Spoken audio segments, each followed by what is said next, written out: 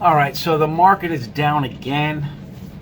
It's getting really stale and boring here, being down every day. Yesterday we had a rally. Today we gave it all back, although we are off the lows. But it's frustrating. And I say that not frustrating because the market's going down. I don't give a shit about that. I mean, there's ways to make money when it's going down. If you follow the trend, there's a way to make money going up. But the market going up is a staircase. Coming down, it's an elevator, right? So when it's going up, you can go ahead and you can take your long spots, your long upward bias, and then you can take your idiosyncratic downward positions and just kind of balance the portfolio. Here, it's just down every day, every week, every month.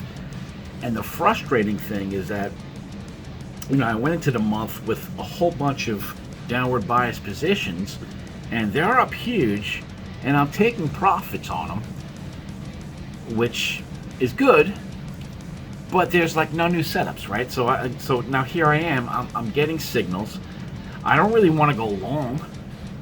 I mean, I do have some long positions in there. I'm concentrated maybe in the healthcare and the energy space, which has been holding up, and I am taking some small profits to the upside. But I'm looking for setups to the downside, and just everything is so extended to the downside that it's hard to find a really good setup. So it's forcing me, as a trader, and I love trading, it's forcing me to kind of sit on the sideline because I just don't see anything great to do. And it's a shame because in a volatile market like this, a trader should be making money. And, a little bit of a reprieve here, a little rebound off the lows, a nice rally, a bear market rally would be fantastic. I can reposition all of my downward bias trades and we'd be off to the races, but that's not happening, at least not today. A couple of changes in the portfolio today. All right, so with the APA, we closed a position. We had originally closed half the position on the 9th, and here we are on the 24th. I'm closing the rest, full vertical spread. It's amazing to me that these are even making money, but we originally sold the June 17th 42.50 strike price for $279. We went ahead and bought the June 17th $40 strike price for $387. And today I unwound the position for about a 57% gain. Again, in this type of market, taking profits on bullish positions is rare. And believe me, I'm getting hurt on a couple of the bullish positions. So, all right, this is Eli Lilly, healthcare name, right? And it's been holding up pretty well. It was up this morning, and I took the profits this morning. It has since sold off. Now it's down, 0.7%, which isn't terrible, considering the Nasdaq's down about 3%, the S&P's down almost 2%. So it's holding its own. But I took these out. All right, so we put these on the 13th. I took half off on the 16th of May. Today we closed out the position. So we originally sold the July 15th 310 calls for $730, and then we bought the July 15th 300 calls for $1090, and today I closed out the position for about a 70% gain. Here's a chart we were looking at yesterday. So here's the S&P 500, right? It's got that head and shoulders formation. It came down and retested this 3820 level, bounced off it pretty hard, had a good follow through yesterday, and today is just taking a shit. So I was long SPYs. Fortunately, I think in the end I made some money with it, but I took some off today.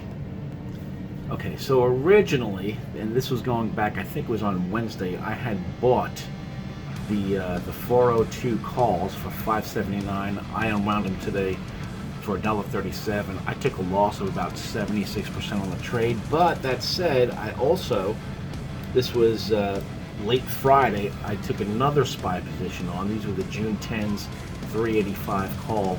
I took them on for $985, so I sold the first batch for an 80% return. I sold the second batch for a 100% return, and I sold the remaining batch this morning for about a 63% return. So net with the SPYs, I netted about $1,100. Really, a lot of work for not a lot of money. Yeah, that's terrible. It's a profit. I'll take it. Here is Baker Hughes BKR, and I'm trying to get a fill on this bull call vertical.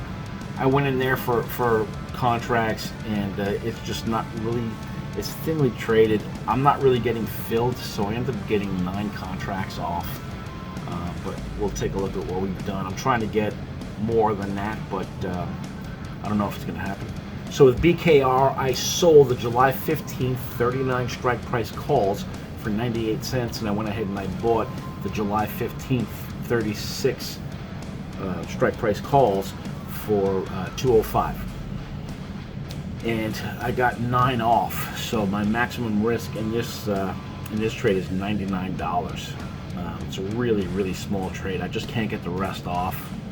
I have them good for the day. It's a day order, so I may not get them off.